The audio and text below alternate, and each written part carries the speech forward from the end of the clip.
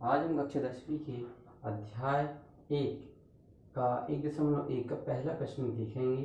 पहले प्रश्न में हम देख रहे हैं कि 135 और 225 हमें दिया हुआ है, जिसे हमें कहा गया है कि एल्गोरिथम थ्योरम के द्वारा इसे समझाइए।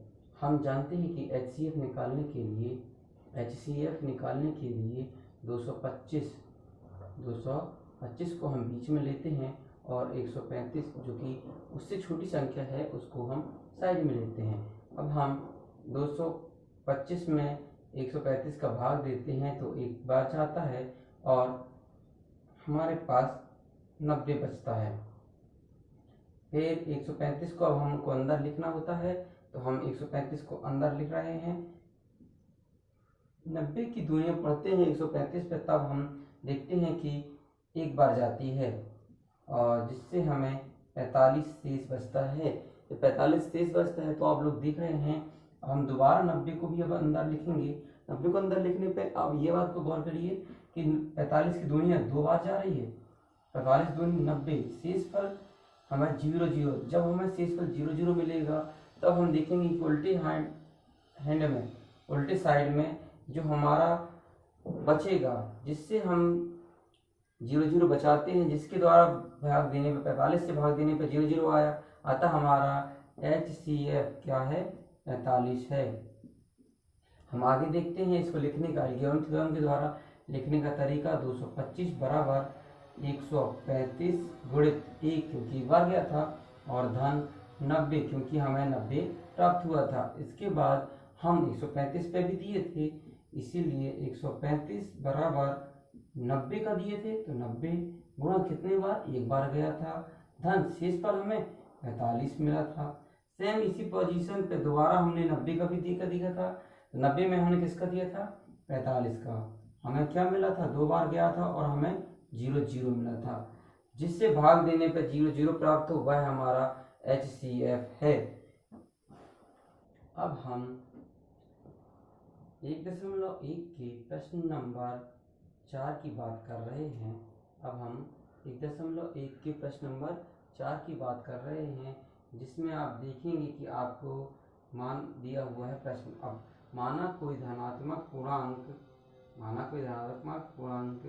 a है और b = 3 है, तब b = 3 है, तो यूक्लिड विभाजन थ्योरम से हम जानते हैं कि a = 3q + r।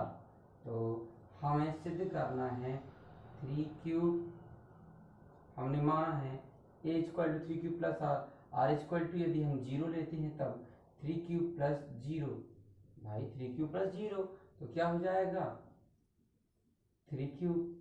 अब 3q और यहाँ पे है a, हम दोनों तरफ का वर्ग करने पर a का दोनों तरफ का वर्ग करने पर तो आप a का वर्ग करेंगे तो आपका देखेंगे कि आप 3 का भी वर्ग हो जाएगा, 3 का भी वर्ग हो जाएगा। अब आप देख रहे हैं a का वर्ग करने पर 3 का वर्ग हो गया, तो a स्क्वायर, या हम दोनों पक्ष वर्ग करने पर देख सकते हैं a स्क्वायर हमने क्या निकाला 3q स्क्वायर। 3q स्क्वायर को हम लिख सकते हैं 3q × 3q। अब आप देख रहे हैं कि 3 को हम यदि कॉमन ले लें तो हमारे पास 3q स्क्वायर बचेगा, तब हम 3 × 3q स्क्वायर हम m लिख सकते हैं, क्योंकि चूंकि 3q स्क्वायर = m, हमने मान लिया। इसी प्रकार यदि आप ले लेंगे एक पक्ष को, अब अभी r = हमने 0 रखा था, अब हम यदि 3q + 1 ले लें, r = क्या ले लें, r = 1, तब क्या होगा, दोनों पक्षों में स्क्वायर की बात किया है इसीलिए हम स्क्वायर कर देंगे। स्क्वायर करेंगे तो आपको सूत्र पता है a + b की पावर 2 = होता है a² + 2ab + b², a² + 2ab + b²। अब आप इसमें a = 3 एंड b = 1 को इस फार्मूले में सबमिट कर दीजिए।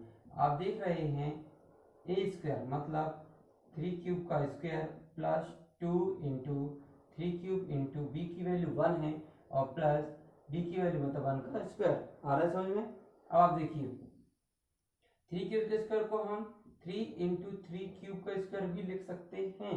इसके बाद धन इसको हम लिखेंगे 3 इंटू 2 क्यूब ऐसे लिख लीजिए इंटू 1 प्लस 1 राइट। अब आप देखिए कि 3 हमें आंसर में चाहिए था, हमने अंदर से पहले से 3 बाहर ले लिया और इस तरफ हमने प्लस 1 ले लिया क्योंकि प्लस 1 चाहिए था। तो आपके पास बचा क्या इतने में आप देखिए कि बचा क्या, तो आपके पास बचा ब्रैकेट के अंदर 3 क्यूब स्क्वायर प्लस क्या बचा 2 क्यूब। इस 3 क्यूब और 2 क्यूब को हम मान लेते हैं m। इस 3 क्यूब स्क्वायर प्लस 2 क्यूब को हम मान लिए m, तब हमारे पास 3m प्लस 1 बचा। आपको यहाँ दर्शाना है कि आपने 3 क्यूब स्क्वायर प्लस 2 क्यूब को क्या माना है, m माना है। इस तरह से यह क्वेश्चन नंबर 4 1.1 का समाप्त हुआ। इसी में आगे हम देखते हैं कि सेम इसी तरीके से आपको क्वेश्चन नंबर 5 भी दिया हुआ है।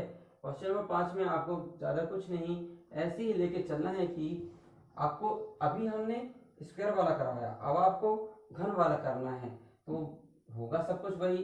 अब आपको इसमें सिर्फ क्यूब लेना है क्योंकि आपको घन की बात किया था, इसलिए आप क्यूब लोगे। अब आप देखोगे कि 3 क्यूब हमने उसमें भी लिया था, इसमें भी हम लेते हैं 3 क्यूब का क्यूब करना है। क्यूब करने पर आप देखेंगे इसको हम 3 बार लिख सकते हैं, 3 cube into 3 cube into 3 cube. इससे हमें 9 3 क्यूब 3 से 3 का मल्टी किया हमने 9 ले लिया। अब जो बचा हमारा 3 क्यूब बचा और क्या बचा क्यूब, तो 1 2 3 क्यूब का क्यूब हो जाएगा। अब हम देख रहे हैं 9 के 9 लिख देते हैं और इस 3 क्यूब को हम मान लेते हैं m, तो 9m हो जाएगा। आप यहाँ दर्शाएंगे जरूर कि चूंकि 3 क्यूब इक्वल टू m, ये हमने माना है, ठीक है। अब आप आगे देखते हैं कि इसी के आगे यदि आपको दिया हो इसी का आगे का भाग 3 क्यूब प्लस 1 की होल पावर 3। अब आप इसमें जानते हैं a प्लस बी का होल क्यूब क्या होता है, तो आप निकालेंगे a प्लस बी का whole cube equal to a cube plus 3a square b plus 3ab का स्क्वायर प्लस b क्यूब। इसमें आपको इस फॉर्मूले में आपको यह मान सबमिट करना है।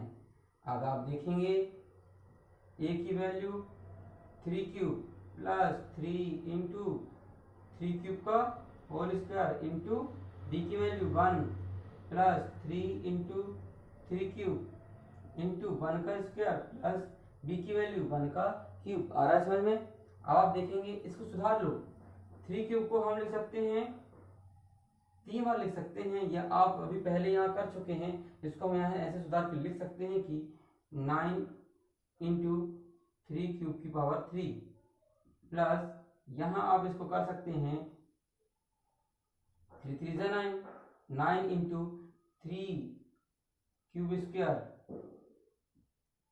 प्लस यहाँ से आप लिख सकते हैं 3 क्यूब इंटू 3 प्लस 1। अब आप देखिए हमें प्लस 1 चाहिए तो हम पहले से ही निकाल लेते हैं। अब हमारे पास हमें 9 भी चाहिए था, 9 यहाँ से और 3 3 जा 9 यहाँ से कॉमन हो रहा है 9, तो आप हम बाहर 9 निकाल लेते हैं। हमारे पास अंदर बचा 3 क्यूब का क्यूब प्लस हमारे पास बचा 3 क्यूब का स्क्वायर प्लस हमारे पास बचा क्यूब, हमारे पास बचा है क्यूब, और इस पूरे मान को हम मान लेते हैं m, तब हमारे पास आंसर आएगा 9m प्लस 1। इसी प्रकार हम देख रहे हैं कि हम यदि 3m प्लस 2 ले लें, अब r की जगह हम 2 ले रहे हैं, हमने r की जगह पहले 0 लिया, फिर r की जगह 1 लिया, अब r की जगह हम 2 ले रहे हैं और क्यूब करना है। फार्मूला वही लगेगा, बस सॉल्व में थोड़ा सा परिवर्तन आएगा।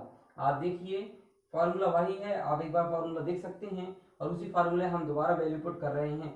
इस बार a equal to 3m, 3 cube है यहाँ पे, इस बार a इक्वल टू 3 क्यूब और b इक्वल टू 2 है, तो 3 क्यूब का क्यूब प्लस 3 इंटू 3 क्यूब का स्क्वायर इंटू क्या हो जाएगा 2, क्योंकि नंबर डिजिट चेंज हुआ है, प्लस क्या हो जाएगा 3 इंटू 3 क्यूब इंटू 2 का स्क्वायर,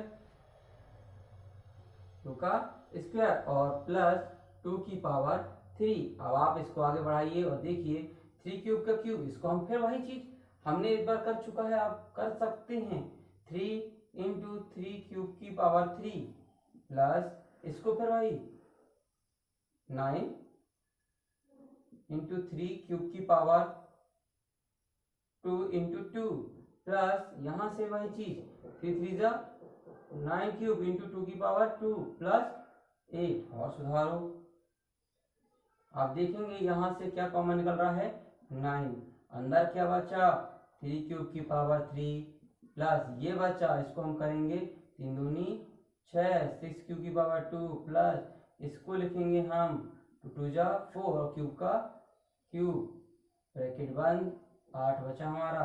अब इसके बाद हम 3 क्यूब की पावर 3 प्लस 6 क्यूब की पावर 2 प्लस 4 क्यूब को हम इनको मान लेते हैं m, इसको क्या मान लेंगे हम m, तब हमारे पास हम देखते हैं 9m प्लस 8 बचा, जो कि आंसर